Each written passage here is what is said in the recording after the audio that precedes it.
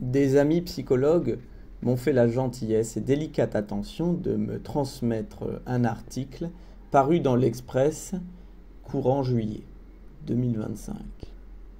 Et je voudrais répondre à cet article d'un homme chercheur au CNRS qui propose de réformer, une réforme radicale de la formation des psychologues qu'il a l'air d'avoir analysé et où il dénonce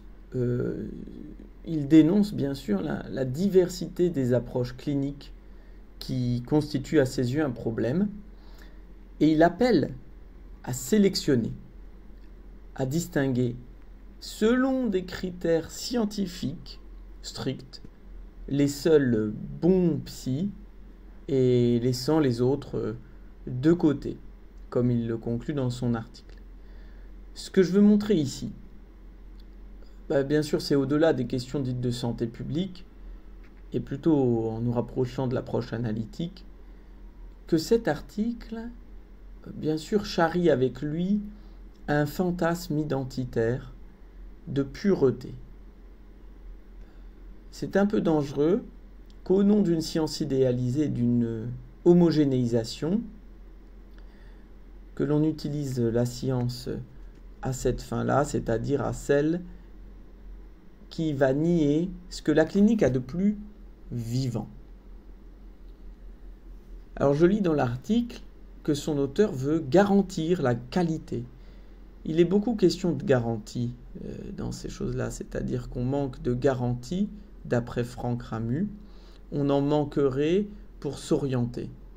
Et donc on est un peu désorienté et il faut faciliter les choses pour l'orientation de tout le monde, notamment dans le champ des psychothérapies, où il veut imposer un programme national un peu uniforme pour toutes les universités, quelles qu'elles soient. Bon, son projet repose sur une idée un peu faussement évidente, qu'il existerait une bonne méthode, qui serait neutre surtout, c'est très important, neutre, proche de lui, mesurable, et bien sûr reproductible, généralisable à l'envi.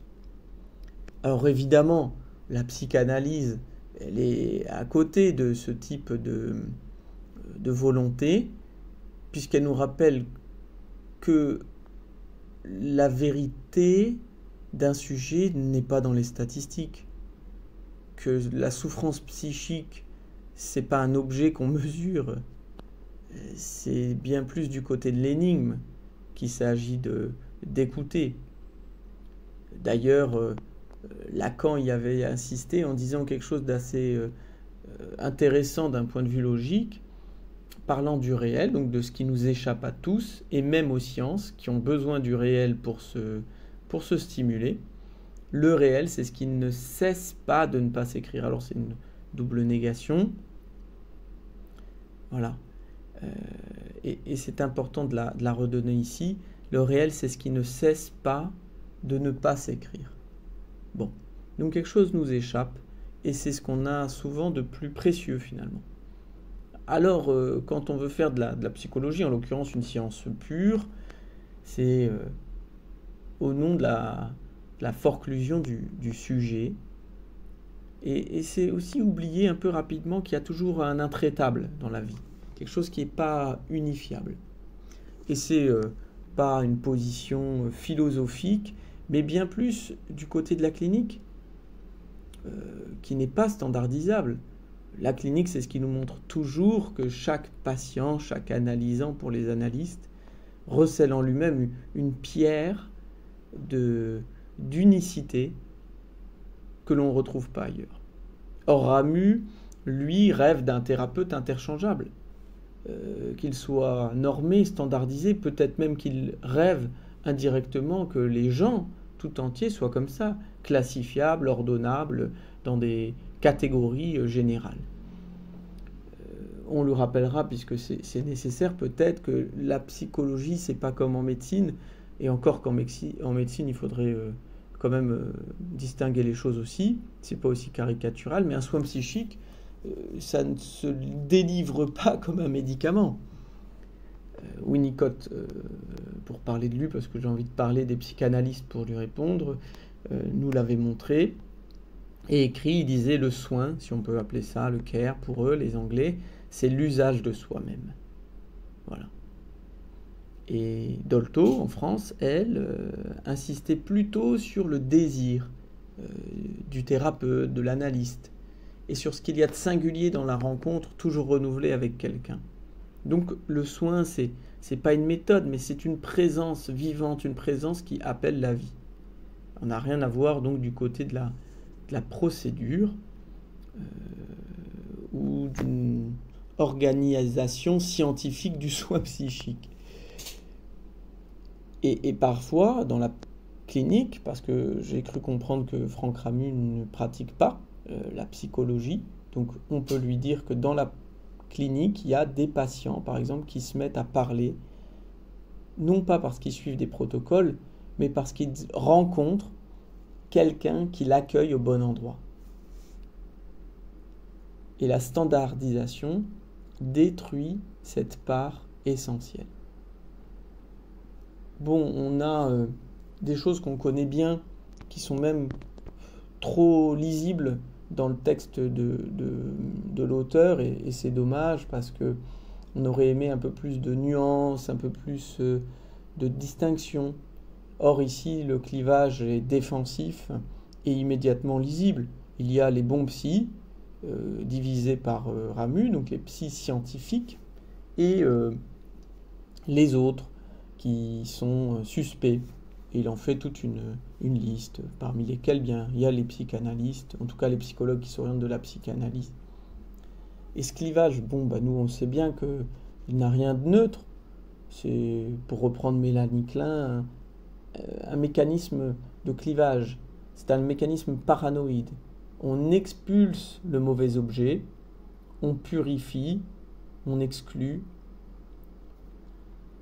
Et dans la réalité du terrain, et c'est bien ce à quoi sont confrontés beaucoup de schizophrènes, et c'est difficile pour eux de vivre ce problème-là de clivage, mais dans la réalité du terrain, les frontières sont beaucoup plus poreuses. Et pour connaître pas mal de psychologues, les cliniciens, ils inventent, ils articulent les outils, ils sont au fait de la psychanalyse comme ils peuvent être au fait des thérapies cognitivo-comportementales. Ils traversent ces champs théoriques en créant une approche singulière. Ils ne veulent pas trancher eux-mêmes entre les bons et les mauvais, puisqu'ils voient combien l'accueil de quelqu'un qui est en souffrance est complexe. Et les psychologues et les psychanalystes sont bons quand ils n'ont pas besoin de se rassurer en faisant des standards, mais qu'ils arrivent à penser avec le patient qu'ils ont en face d'eux. Bon, donc on a quelqu'un qui déplore la diversité des approches, la diversité des situations, la diversité des thérapeutes, voire même des patients. Mais on lui dira que c'est cette conflictualité, cette hétérogénéité qui est le signe d'un champ qui est vivant. Freud nous le dit bien, notamment le malaise dans la culture, dans le totem et tabou, pour parler un peu de choses générales de la société. Mais la culture, elle est fondée sur le conflit. C'est ça qui est important, pas le consensus. Et la Révolution française, pour prendre un autre acte historique, c'est une culture du conflit. Lacan lui-même ajoutait que la psychanalyse est non totalisable.